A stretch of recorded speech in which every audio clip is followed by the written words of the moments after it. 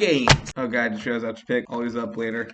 What's up, everyone? Welcome back to the card table, where we talk about card games. As I'm sure you guys have probably figured out by now, Vanguard is my main card game. I've been playing it for literally the 10 years it's been out. By the way, like, comment, subscribe. Once I get to 50 subscribers, I plan to do an elaborate video on my history and like my main clans, all that fun stuff. So if you guys want to see that, just a couple more subs away, hit that subscribe button or whatever. But I actually have been dabbling ever since, honestly, high school with Magic, Yu-Gi-Oh! I played until I think Xyz format. Pokemon I've kind of jumped in and out of. I actually recently wanted to get back into the game, but then the whole influencer buyout thing happened, and that's going to make playing the actual card game a lot harder. But if it all settles down, I might play again, who knows. Jumped around various other card games, this, that, and the other. I'm not going to get into all of those, but Vanguard's my main. We go Vanguard all the time. However, today I want to talk about a new hype train. This is something that's coming out at the end of April in America. It's been out for a couple months now in Japan. It's a little game called Gate Ruler. Roll the intro.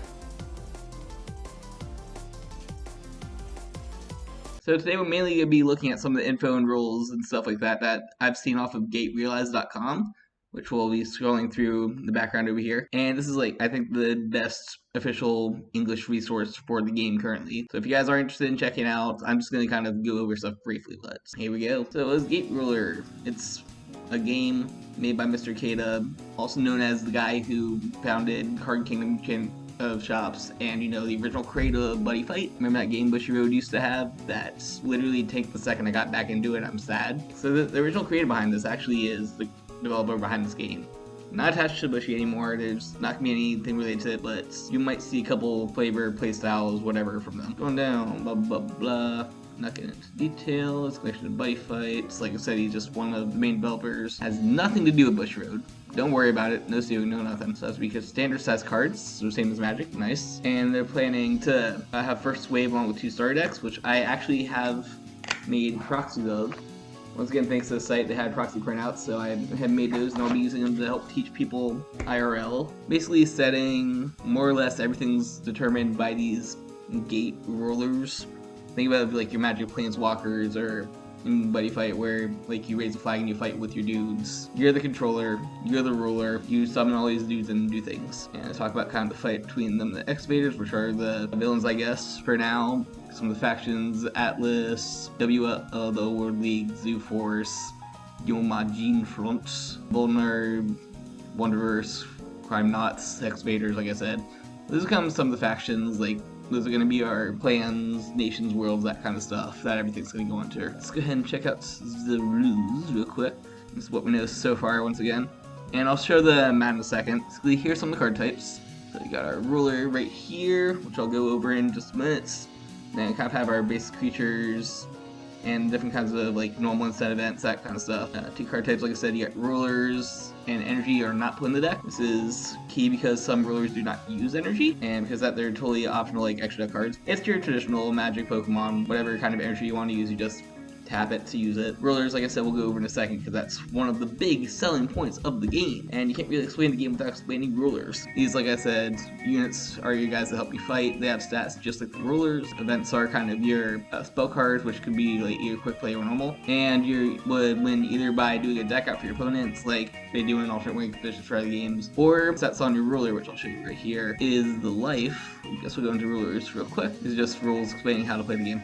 Just completely skip over the rules to show the rulers. Yeah, each ruler does have a life total, which is basically how much damage you can take. Think about like the damage that you take in Vanguard or prize counted in Pokemon. So let's say right here this apprentice has a total of 12 life. That means you can take 12 damage. Every time you take a damage, you basically do a drive check, reveal a card, and it goes to your damage zone. Going over these stats real quick. From top to bottom, we have the life, like I just said, which is the amount of damage you take. Next is your strike. Not your strike, that's your attack, is how much damage you do to another creature. And your strike is actually if you're directly attacking a ruler. So there is a different attack for if you're attacking the ruler and if you're attacking a creature. Going into actual creature stats. Let's go up to some creatures real quick. This one. Show this guy. That's a bad example. He's all ones. Let me zoom this out real quick. Priest of Demonic Dragons will show off, maybe.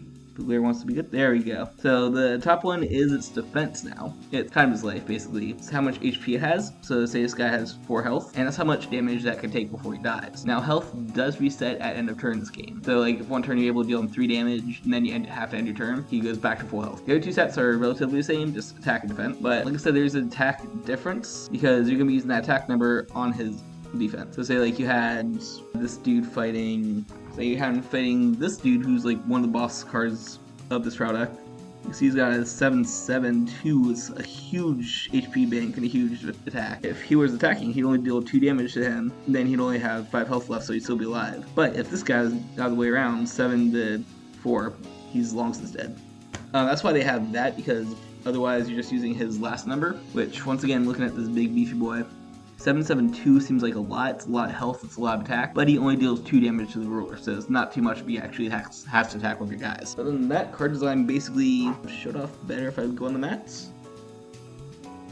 So here is the actual playmat. Right there in the middle of that big 6 thing is where your ruler goes. We made face up just like a Planeswalker, just like anything. Just like any card game where you have your own representative thing, but he kind of goes in the middle. Yeah, on the actual ruler, I'll show him off better. Let me zoom in, but you can see him here. You can see like how these arrows points, like 2 up top and 2 on bottom, and the 1 on bottom, the 3 on top, 3 on bottom thing. Those are the zones that each ruler could use. So like this guy is a generic one. You could use every single zone up there. So like all 3 of the top ones and all 3 of the bottom ones. But there might be some rulers that like in exchange for some cool abilities, they can't use all their zones. It's one way that the ruler kind of determines how the game is played. But again, in that itself, once again, we got the ruler in the middle.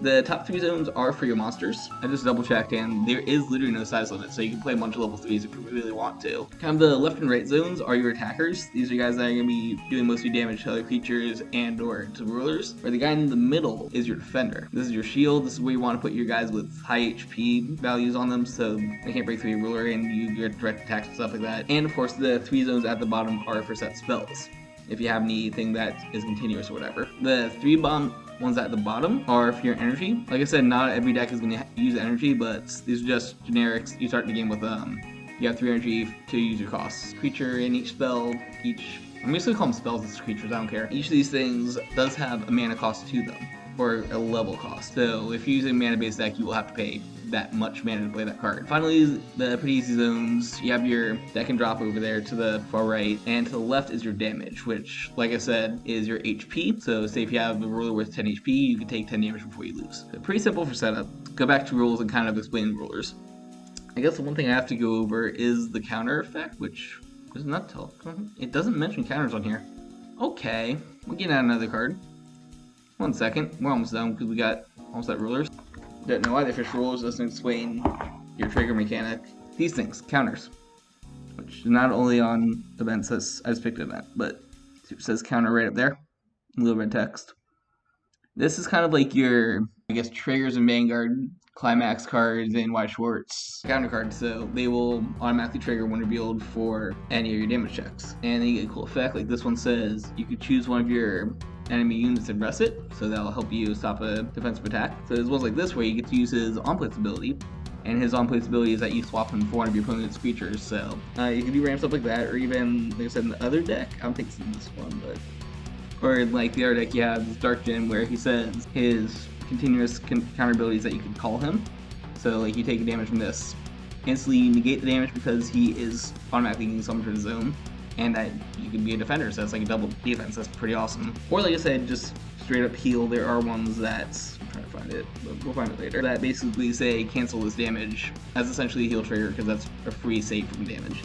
So these counters actually do a lot of stuff. It'll be interesting to play with them. There's different mechanics to them and stuff like that. One of the really cool things, like I said, is just that you can combine any worlds you want. There's 0 restrictions to your deck building other than what your ruler says. Speaking of, by the way, how have we not talked about rulers yet? Let's go into the most important part of the game. So let's go ahead and talk about the namesake of the game, the rulers. And these are basically what add flavor to your playstyle, I guess? because based on which rule you can play completely different factions. Right now we kind of have 5 that have been revealed, 8 if you include the ones in set 2, but like they're all basically alterations of these 3 down here. So these are ones I'm going to go over real quick. Once again, if you guys do want to check out more detail on these other 2 rulers or the Japanese set 2 stuff, go to GateRealize.com. They reveal everything. This first one we're going to go over is the Apprentice. Just click on real quick to show you stats. Zoom, zoom, zoom, zoom, zoom. So, see up here, his zones are normal. He has 2 attack, 1 defense, and the 3 set spell cards. His stats are 12, 4, and 3, so he has 12 HP, which is pretty good. 4 attack, it's through a lot of these shield guys, unless it's a big defender or whatever, but he could like basically combo attack with anything else to knock out anything. And I just noticed this up here. 12 life, 4 attack, 3 strike. 3 strike is his last stat. Deals 3 damage, which is really good. Moving on to his rules, we have game prep none. You start with nothing in hand, 0 energy, and you don't draw any cards with him during your turn. This is because Apprentice is Vanguard of the deck. You drive check everything. At the beginning of your turn, top 2 cards. Check them face down. Alright, I'm gonna play this one. Boom. Boom.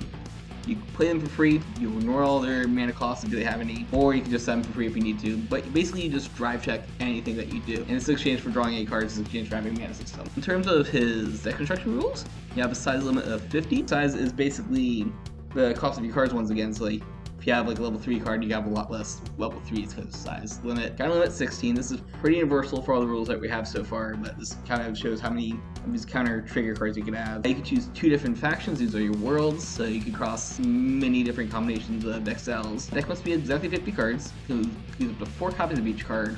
Then you can only have 2 legend cards in the deck with 1 copy of each. 2 legends are basically your finisher, super, ultra, mega chicken cards. The opposite of the Apprentice is the Knights. K11 Knights. 11 life and 3 attack, 3 strike. So he's a little weaker on his life total than the Apprentice, but he bounces out his stats otherwise at 3 and 3. Same zones as everything. 2 attack, 1 defense, 3 of the magic spell card zones. Game prep is a little different though with him. He has 3 energy cards in the active state, and you can start with 2 cards in hand, so you automatically have a hand versus the Apprentice who just drive checks everything. For his start of your turn, you draw 2 cards and untap 2 mana. So if you went all out at last turn, you can only untap 2 and have 2 to work with, which is interesting. And his rules are that you have a summon cap of 2. The summon cap only reflects normal summons, so special summoning by any method doesn't count towards it, but you can only normal summon 2 creatures per turn. Deck construction's pretty similar to Apprentice. We have counter limit 16, choose up to 2 different worlds. Deck has to be exactly 50, 4 copies of each, 2 different legends. However, the interesting thing, which I didn't catch at first, is he has 0 deck level limit. So you could honestly just play a bunch of size 3 cards if you really want to. Wouldn't recommend it because you are running a mana system, but it's interesting to note. Finally, the last one we'll go over today is pretty similar to the Apprentice, both special twist. We have the Highlander here, who's same stats as the Apprentice, 12 life, 4 attack, 3 strike, has 2 attack zones, 1 defense zone, and 3 spell trap zones. I'm just gonna keep on calling Yu-Gi-Oh things. His interesting thing is, while his deck construction rules are pretty much the same, 50 cards, counter limits, deck 50 cards, 2 legends, blah blah blah blah blah. You can use 3 different factions in exchange for the fact that you can only have 1 copy of each card in deck and performs 2 drive checks just like the other guys' 0 cards. And he's otherwise Apprentice if you look at the rest of his rules. But this creates this playstyle that, well, his name gives it away. Elder Dragon Highlander for all you Magic nerds, Bermuda Highlander for all you Bermuda nerds, I guess. It's EDH. You're playing EDH the game. This is super cool. Let me go to the main screen again. We're done with all this stuff. So this is super cool. Like right off the bat, we're getting 3 automatic play styles. We have EDH, we have traditional style play where you have mana in hands, and you have drive check the game. Really excited to see where they're going with this. Like I said, the rulers are basically just your rules. So everything else, like deck construction, is completely up to you. You can mix match any world, any concept. I'm looking forward to right now building the Genesis summon deck once it comes out, which is kind of like the synchro mechanic. You tribute off guys from your field, return back to deck to summon a big dragon from your deck or graveyard or something like that. But there's that. There's like Bizzle summoning, which is basically your actual dark evil deck, whatever. That you're like, oh hey, let me revive this guy by sacrificing some dudes to the abyss. Summon, that's why it's called that. That makes sense. There's a bunch of other mechanics that are really interesting to play around with. Future World, I'm probably gonna have to play at some point because it's obviously time travel. What do you guys think of this mysterious game that you should totally play? Once again, it is coming out in America in April 30th, so the end of April, beginning of May, we should be getting trial decks. I don't know if we'll be getting that with step 1 right away, but either way, I'm super hyped on this train. Like, Ever since I learned about the game, I've been closely following it, and I'm surprised it's taken me this long to do a video. Anyways, if you guys enjoyed this, make sure to smash that like. That felt weird to say. I've never said it that way before. Don't forget to like, comment, subscribe, ring that bell to get notified when I go live. I do stream here on YouTube every Sunday and maybe some other weekdays. Right now we're doing a really cool Pokemon randomizer, another walk around. Super hype. You guys should check that in the backlog. Link it down below. If you want more info, check out the site gaterealize.com. Also, I know Ibo Academy does pretty extensive reveals on it, so go subscribe to him. He does all your Card of the Day stuff, as well as other card games. I know he still does banger content, and I think I subscribed to him again once he started doing this game. Don't forget to check out my links. PCG Player. Last week I literally had so many sales I had to go to the post office to get more stamps. And Raise Energy, of course, as always, helped me make this video because we are affiliated with them. Code SkyRidge down below to save you 50% on checkouts. Their energy drinks are actually super good, zero crash.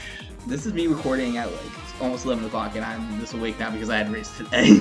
But as always, thank you for checking out this video. Once again, 50 subs. We're going to do a long Vanguard video of my history with the game and like all of my main decks and why I play that stuff, so look forward to that. But if you guys are excited for Gate Ruler, leave a comment down below. And as always, embrace the infinite.